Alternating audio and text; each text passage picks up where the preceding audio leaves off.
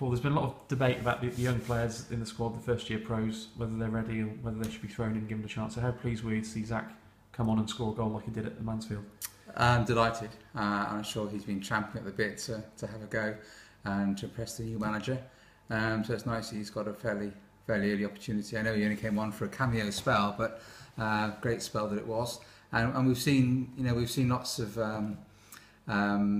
potential from Zach over a long period of time, and it's hopefully now this is the time that he can deliver and get a chance to stake his place as a regular in the team. It was a great strike, and I thought it was a very encouraging performance. I thought we looked pretty untroubled.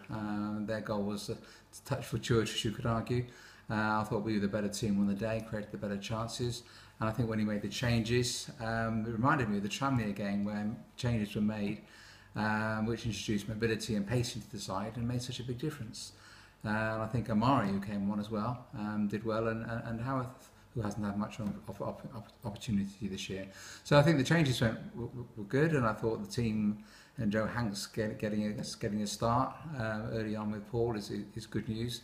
So it's giving Paul a chance now to see as many of his squad players as possible, so that he knows what he's got to do in January in terms of strengthening that squad. But all in all, I think the fans who went would have been encouraged. I loved the way at the end that all of the players and the management team went up to Cheltenham Town fans and thanked them for their support, and that was brilliant.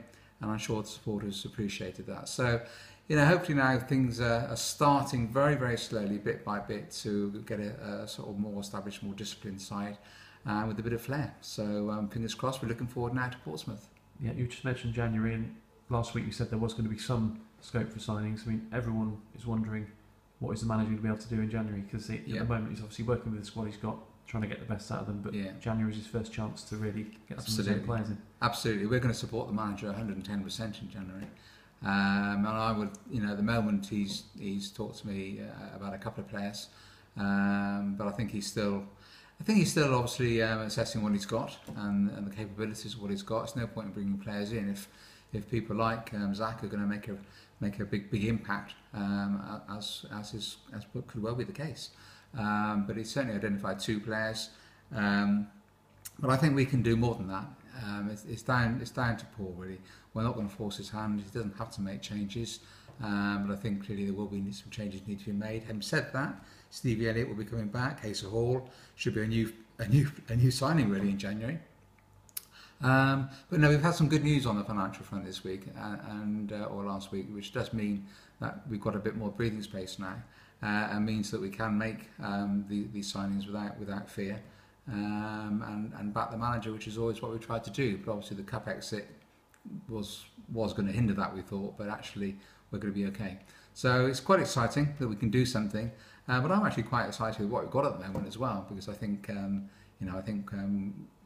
were signs on Saturday of hopefully good things to come. Yeah, Portsmouth, we've played them twice before, but it's a massive game, isn't it? They're going to be a big away following. Yeah, amazing that they're still in the same division, really. It is. They're fantastic. It's fantastic to have sides like Portsmouth in our league. It's crazy. I compare the wage bills and the backroom staff and all the setup they've got down there.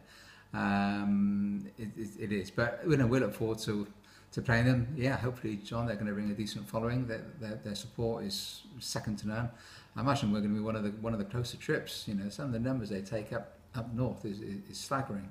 So, despite the fact that it's a pre-Christmas game, hopefully they'll come in good numbers.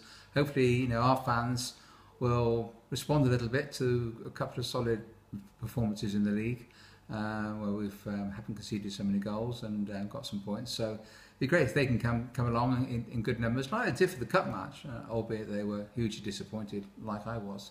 But hopefully they can come back, get behind the team, get behind some of the younger players now, and cheer us on to a great result against Portsmouth, which would set us up nicely for Christmas, and then a tough game down Exeter on Boxing Day, which again is another game I look forward to, Boxing Day, and hopefully lots of fans will come down and have a Boxing Day trip down to Devon. Yeah, in terms of the ground, a couple of things ongoing. The new scoreboard is being planned, and also something else happening behind the goal. Yeah, we're looking to put a covered area behind the Bristol Street Motor Stand now. That's obviously we've introduced the new food and drink outlet there now, and it's not much fun drinking out in the wet. So spoken to Clive at the Robbins Trust, and they're going to put a bit of money up to help to pay for that. So not sure what timescale, but hopefully sooner rather than later. As regards to the scoreboard, we've decided to hold fire on that now for this season.